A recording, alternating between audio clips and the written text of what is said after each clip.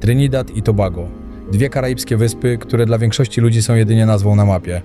Tymczasem mieszka tu ponad 1 milion osób, a kraj ma opinię jednego z najbardziej charakterystycznych miejsc w całym regionie. To właśnie tutaj spędzę najbliższe dni, sprawdzając, jak wygląda codzienne życie z dala od turystycznych kurortów. Zobaczmy, co uda się odkryć.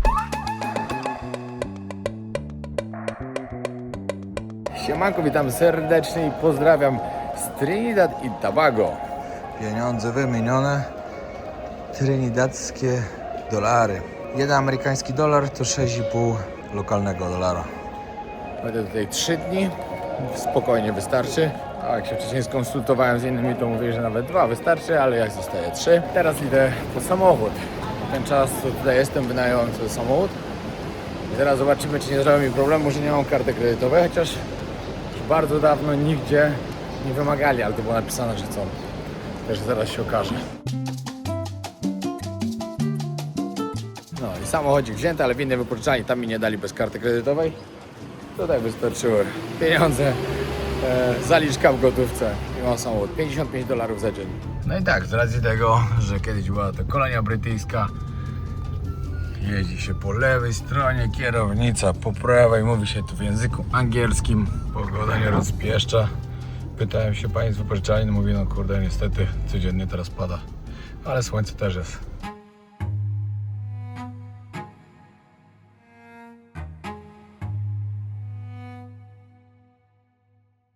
No i dojechałem do pierwszego punktu na plażę Maracas.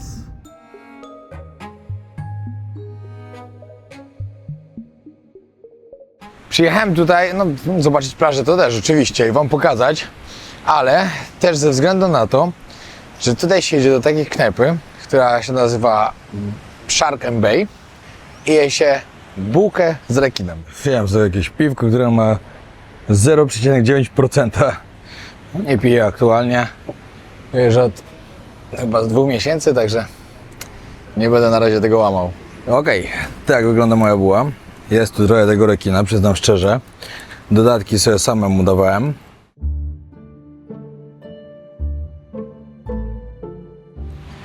Buła jest taka przypominająca trochę... co to przypomina? Takie ciasto pączkowe? Nie wiem, jakoś tak.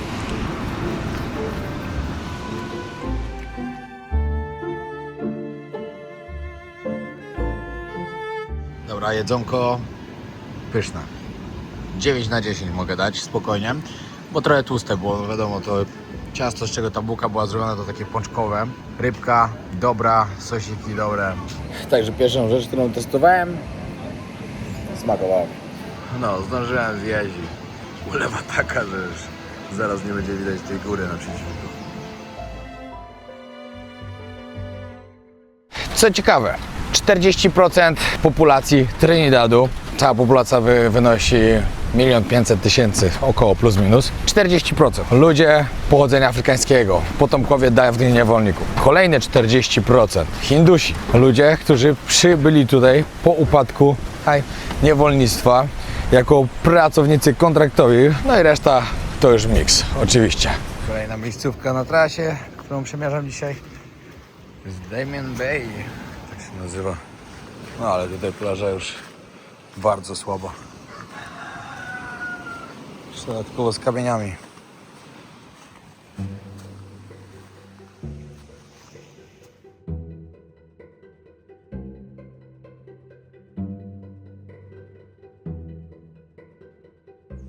No i tak od miejsca do miejsca i tylko się pogoda zmienia. Na jednej plaży ładnie, na drugiej brzydko. I tak w kółko. Na tej akurat trafiłem się ładnie. Także fajnie. Idę na dół, polatam troszkę dronem jeszcze. Budka prawie jak w Miami.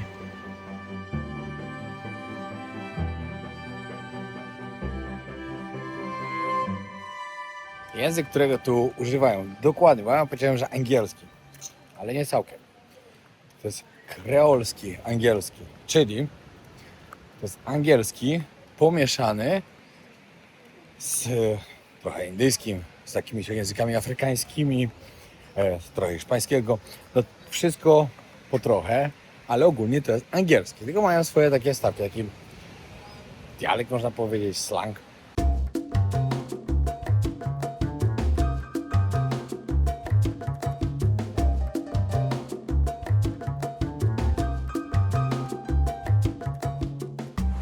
ciekawą sprawą jest tutaj to, że Trinidad Tobago jest jedynym krajem, wyspą karaibską, gdzie mają złoża ropy. No i głównie tutaj z tego ten kraj żyje i funkcjonuje. Dodatkowo jest tu bardzo dużo kolibrów. Nie wiem, raczej nie mogliście wiedzieć, ale tutaj właśnie linia lotnicza, która nazywa się Caribbean Airlines, pochodzi typowo stąd z Trinidad i Tobago. Właśnie ich logo jest koliber. Jak tyle leciałem, zastanawiałem się, że na pewno to coś jest związanego. No i się dowiedziałem, że te wyspy dwie, czyli Trinidad i Tobago, słyną właśnie z kolibrów.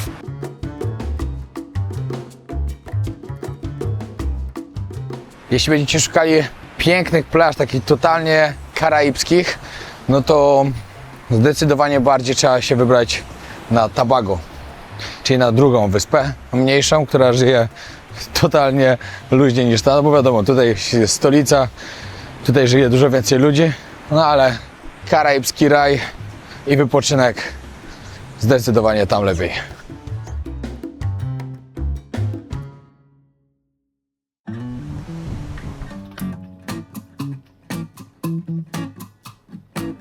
Dobra, tak patrzyłem, co mogę robić w mieście i wpadła mi jedna bardzo fajna, ciekawa rzecz. Zoo, ale nie samo zoo, tylko jest tutaj biały tygrys.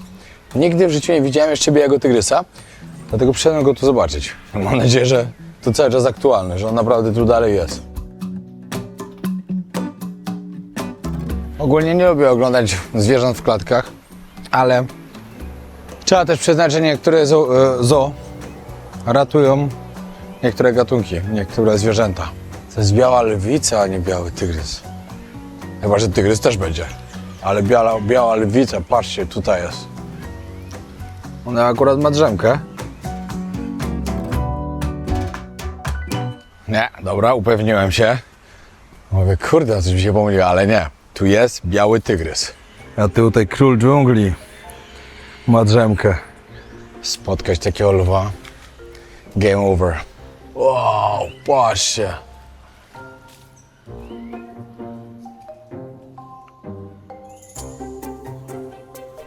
Niesamowite. Indyjski tygrys. A tam jeszcze drugi bengalski. Wow. Ale czad, pierwszy raz w życiu widzę białego tygrysa. Jeszcze jak się pięknie zaprezentował.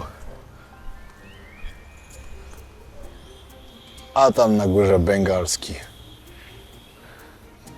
A jest napisane, że te tygrysy występują w Indiach, Bangladeszu, w Nepalu i w Butanie.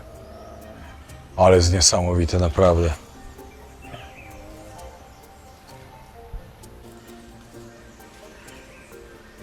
Ja się podniecałem jednym, a i tu parę jest.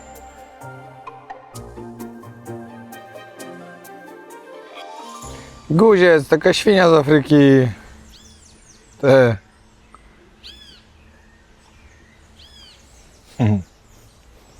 Nie ma nic do szamki, niestety.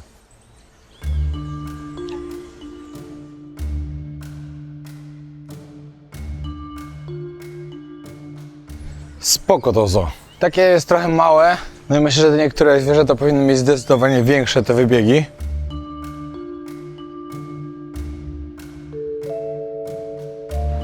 O, ale piękny wąż. Zobaczcie ziomka.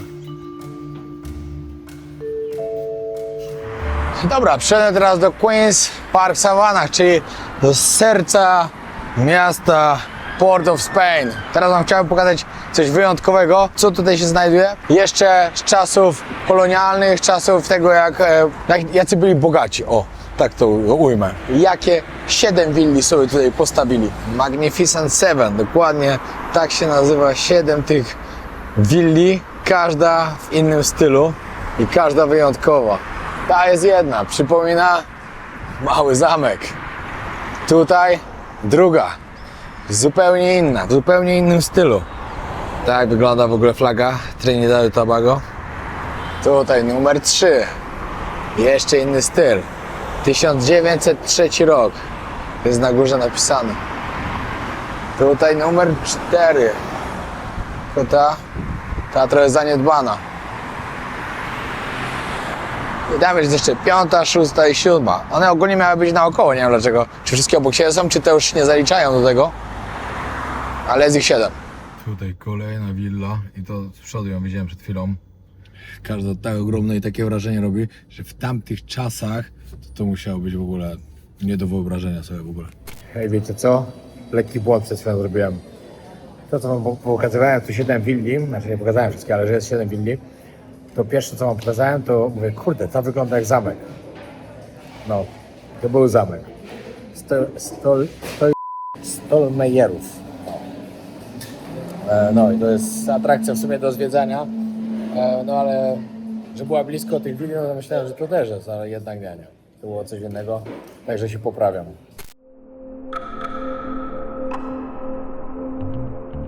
No i dzień rozpoczęty idealnie od treningu.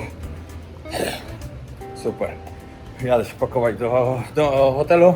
W ogóle fajny hotel, pokażę wam, bo był jednym z najtańszych w ogóle, jakie tutaj były, takie dostępne, z normalnymi pokojami. A jest taki świetny domowy klimat tam, o, tak powiem. Dobra, ruszam dalej w trasę. Poranek bardzo aktywny. Tutaj w mieście no nie ma za dużo do roboty, także dzisiaj sobie rundkę robię, taką dość długą, ale fajną. Pierwsze miejsca, które odwiedzę, to będą takie hinduskie świątynie i centrum jogowe, ale to wam na miejscu powiem wszystko, troszkę więcej o tych miejscach.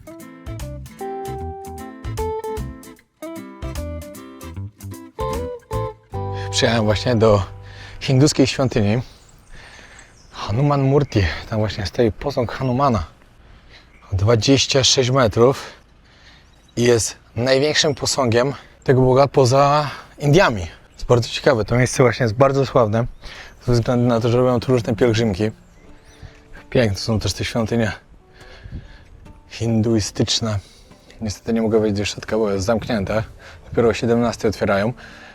Tutaj też jest centrum jogowe. O, tutaj możecie zobaczyć małą wersję.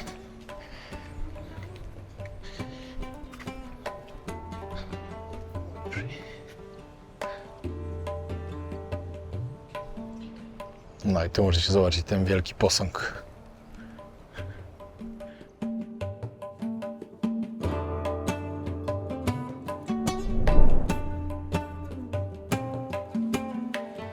Powiem wam szczerze, że już tęskni mi się za Indiami. Wiem, że to może brzmieć szalenie dla wielu osób, jak można tęsknić za tym krajem, ale no, tęsknię.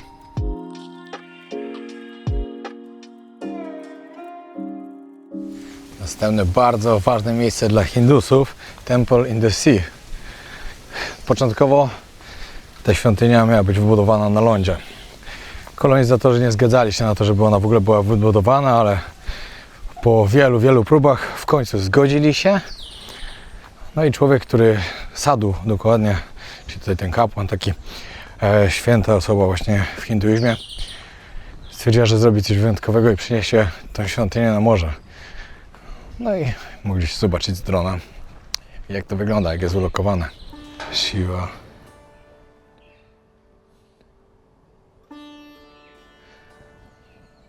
Normalnie mi się tak zachciało tych Indii. Szkoda, że nie mam kiedy teraz pojechać, bo już plany mam do końca roku. Nie no, jestem mistrz. Ja mówię, że nie mam kiedy pojechać do Indii, jak ja nie mam kiedy pojechać do domu, a co dopiero do Indii. No i tak wygląda. Wejdę do środka. Buty trzeba ściągnąć.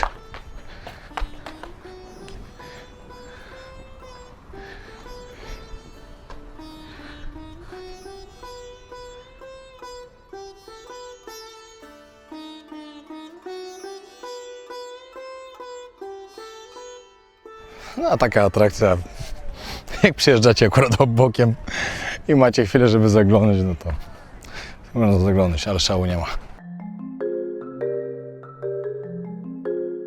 Dobra, teraz kolejna miejscówka, którą zwiedzam, to jest jezioro Smołowe. Tu mają wielkie złoża smoły, popatrzcie, wszędzie jest smoła. Na samym środku jest takie ogromne, w ogóle to wszędzie jest. Oni tu wydobywają ją, właśnie dorwałem jakiegoś ziomeczka. To teraz mam mi poopowiadać tutaj o tym, mówię z przewodnikiem licencjonowanym. Okay. Wait, my friend, I give you mic. Oh, it's working? Working, okay. My name is Carl Stafford alias Mice. I am a documentary tour guide registered with Trinidad and Tobago Lake Asphalt. I am the man you see on YouTube, Instagram, CNN, BBC and TikTok. From 1860, that hill was the original height of this pitch lake. This pitch lake is dropping an average of 6 inches every year. The purpose of the pitch lake dropping is the mining. Now the pitch you are walking on right now, this is the pitch they call the elephant skin, better known as like- the protective layer. It is 50% water, 50% bitumen. Underneath it is the natural pitch, but the natural pitch actually turned back into dirt. The heat of the sun causes it. You see, pitch is equivalent to 29% water, 39% sulfur, 27% oil sand, and 5% mineral matters is the formation of pitch. This is a pump. It was built by the English in 1860 when Brighton started the operation. The purpose of this pump, when rain fall, those pools out there open and spring water. The only way the machine can go in, when the pump drain the water, the heat of the sun close it back. Now, yeah, but what? Me ain't have enough time for the documentary. So I'm giving him a quick sketch. How's it going? You good? If you look on the ground, you see it crack. Now Hi, this guys. pitch like breathing. If it do not breathe, it will blow up. So actually the gas is releasing. But when the rain fall, the water just go through the air hole, and as the sun dry it off, it show this area have mineral. 5% of that is what forming pitch. You will see it look burned. Yeah. That is because of the sulfur stone in the earth. The heat of the sun ignite the dryness and create a fire.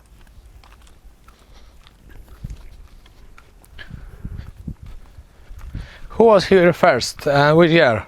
Well, in the year 1595, so Walter Raleigh drifted in here.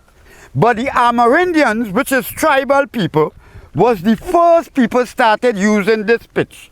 They used to boil the pitch to pierce in the inside of the kayak so the boat couldn't sink.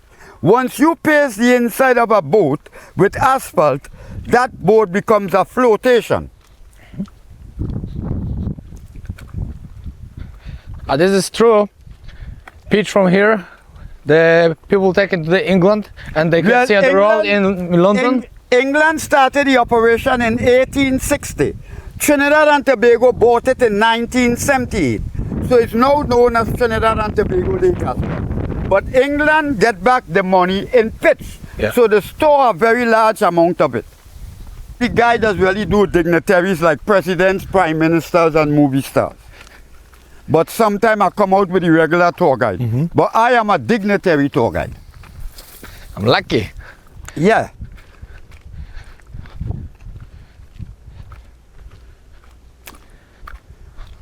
All this factory here around.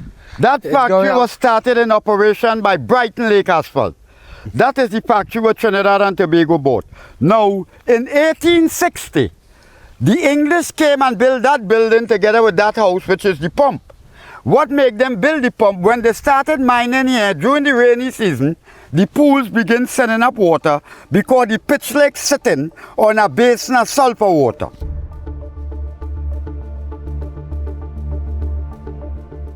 Musimy buty ściągnąć. I spacerek. O. O, tego się nie spodziewałem. Trzeba się przeprawić.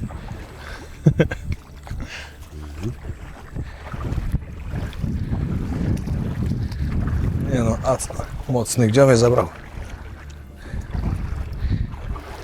Ale dzisiaj ciekawe, to się wszystko zapada. Właśnie dlatego trzeba tutaj brać przewodnika. Przez to, że on wie, gdzie iść. Bo są miejsca takie, no, w które moglibyście się nieźle zakopać.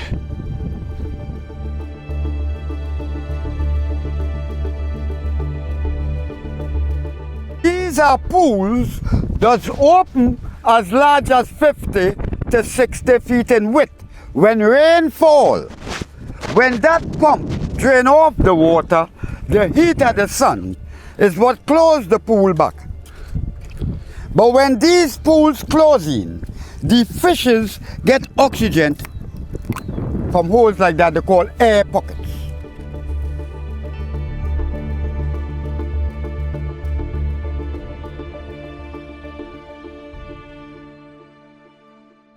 This water is specialized for pimples, mosquito bite, dandruff, bloater, pain in your joint.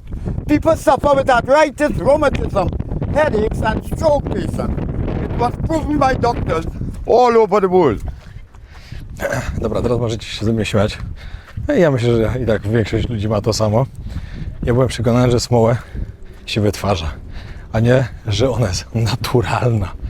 Tutaj właśnie Trinidad Tobago nie dość, że ma złoża smoły, jeszcze ma złoża ropy, no. It's sulfur. No. Fuj, to śmierdziało.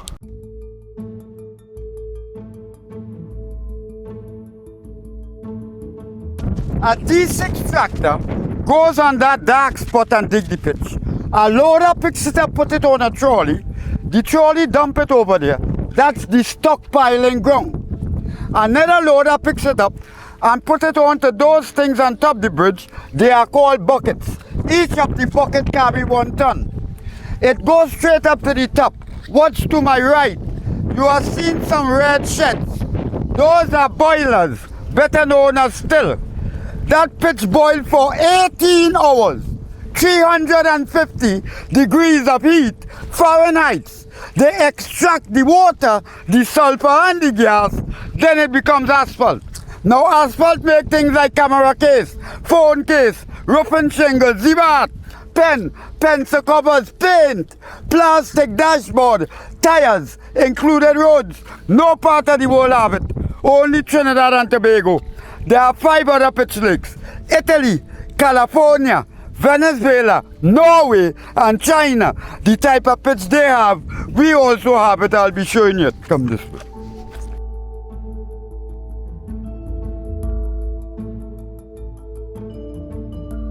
This is the all-purpose sulfur. It's specialized for all marks on skin.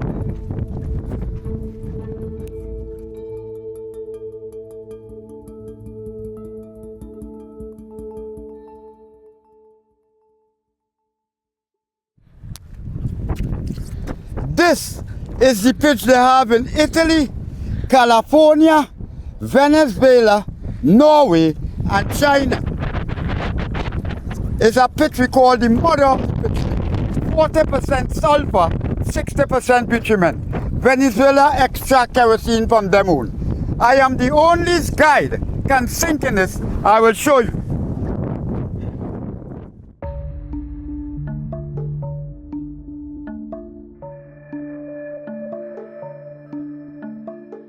Widzicie normalnie płomienki. Wow.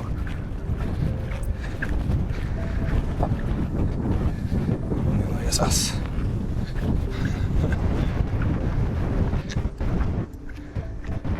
Patrzcie jak tu wypływa.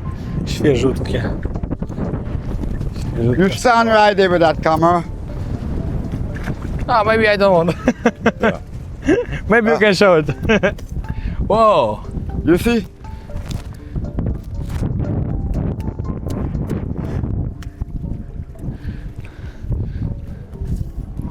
You can go 275 feet deep. It's like a quicksand.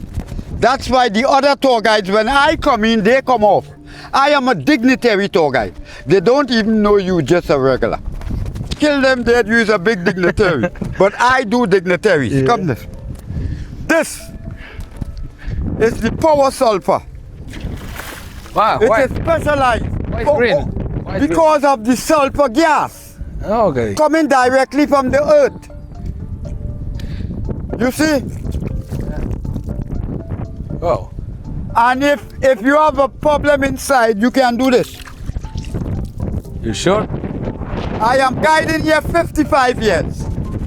55. Wow, what is I am a professional. But when I really outside and I'm broke, I usually come and scrape between the hustlers. But I am a professional. I am really and truly, I will tell you the truth. You really cannot pay me to come here. I 500 US a pop. But I cannot get that type of people during this time of the year. So I will suffer if I wait for that type. I scrape around the regulars. But I am a professional. Now, Wszystko jest świeżutkie. Jeszcze gorące. Słyszałem, są takie bąble z wodą.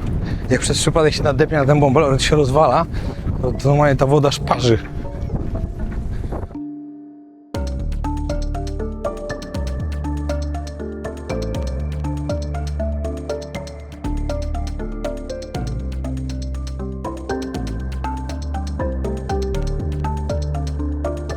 Ale w ogóle ten zapach smoły, który tutaj jest, który się tu unosi, normalnie jakby wam wylewali przed domem. Albo łatali dziury. Albo cokolwiek. Właśnie poczytałem o tej zielonej wodzie, co on pił. No i jest napisane, że ona nie jest bezpieczna dla zdrowia do picia oczywiście, bo ma różne związki siarki, mieszanki jakiejś ropy, coś tam jeszcze. No i że to jest niebezpieczne i w ogóle, że kąpiel też w tej wodzie też jest niebezpieczna dla zdrowia. Ziomek opowiadał, że $500 nieraz brał za wycieczkę. W ogóle chciał mi zrobić całą wycieczkę dokumentalną. Ja mówię, panie, 15 minut max. Nie mam czasu na jakiś dokument o jeziorze z asfaltem. Z asfaltem, no nie mówię asfalt, no. Jeziorze smołowym. Także proszę mi to szybko skrócić i tyle. No i trochę poopowiadam, no ale ode mnie chciał $8, bo mówi, że czasem brał 500, no to troszkę ewakuował. Chociaż wiecie, no w ciągu ostatnich 55 lat, co tam pracuje, nie więcej, czekajcie, on ma 58 lat, no wiem, może znalazł jakiś wariat, co mu tyle zapłacił za wycieczkę. No, ja mu dałem 100 zeta, ja mu w sumie ciekawie opowiadał. Dałem mu w sumie $25, no. 2,5 godzinki drogi, teraz jadę na wschodnie wybrzeże wyspy. No ogólnie wczoraj, dzisiaj i jutro okrążę całą wyspę dookoła. Także zobaczę wszystko, co można tutaj zobaczyć, takich ciekawostek, co wam mogę pokazać na wyspie Trinidad. Tobago jest bardziej karaibskie, bardziej takie plażowe, luksusowe. Siemanko, siemanko, dotarłem do takiego pokoju wczoraj. Jestem na wschodnim brzegu. Dojechałem, to już było późno, to już nic nie pokazywałem. Basenik, śpiewał jakiegoś pana Hindusa.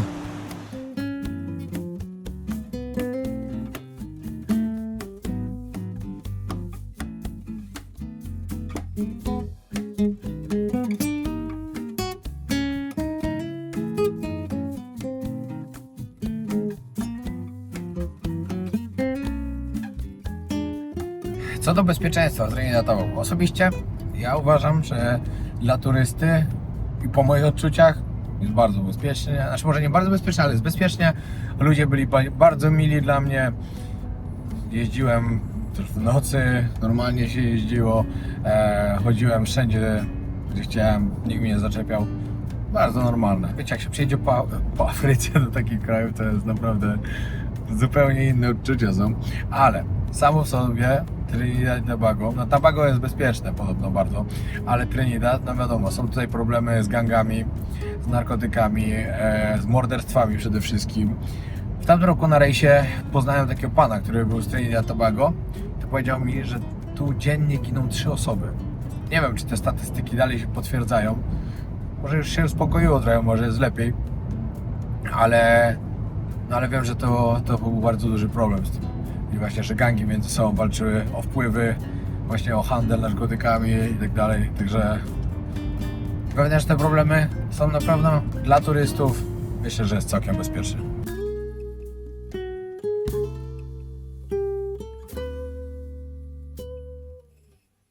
Jeśli ktoś myśli nad wakacjami tutaj, to zdecydowanie polecam pojechać na Tobago, no bo tam jest bardziej tropikalnie. Tutaj na Trinidad przyjechać na wakacje myślę, że nie ma żadnego sensu. Nie ma tu nic takiego, żeby można było, nie wiem, wakacje fajnie spędzić, takie egzotyczne, karaibskie. A tam podobno tak jest, że są przepiękne plaże, piękna woda. Tutaj woda jest brudna, po prostu jest brązowa. Też myślę, że nie warto. A dostać się stąd na Tobago jest bardzo prosto. Przylatujecie tutaj prom 3 godzinki i jesteście na pięknej karaibskiej wysepce. No i moi drodzy, jeszcze na sam koniec przy lotnisku Paulina Dables Polo mi polecił. To jest, czekajcie, muszę ustawić kamerę. To jest właśnie to roti z curry, które jest tutaj też, w sumie chyba to jest najbardziej znane. Chyba bardziej nawet niż to bacon shark. Kurde, ale się rozwala. Nie wiem, jak ja to zjem. Tak to wygląda. Jest taki placek, w środku groch, curry. O, czekajcie. Polo mówił, że petarda. Także ufam mu.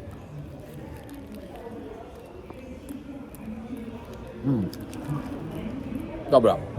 Normalnie się Indie przed oczami zapaliły. Bardzo udane 3 dni za mną. Kończę moją wyprawę do Trinidad Tobago. Dzięki wielkie, że oglądaliście. Trzymajcie się. Chciałem zaznaczyć, że teraz nie będzie już tak dużo odcinków, jak było kiedyś. Zdecydowanie będę robił ich mniej. No, dlatego tak to wygląda. Zaraz 3 dni zrobię 3, zrobiłem po prostu 1. No i raczej już teraz tak to będzie wyglądało. Trzymajcie się. Pozdrawiam. Kolejny odcinek z Wenezueli.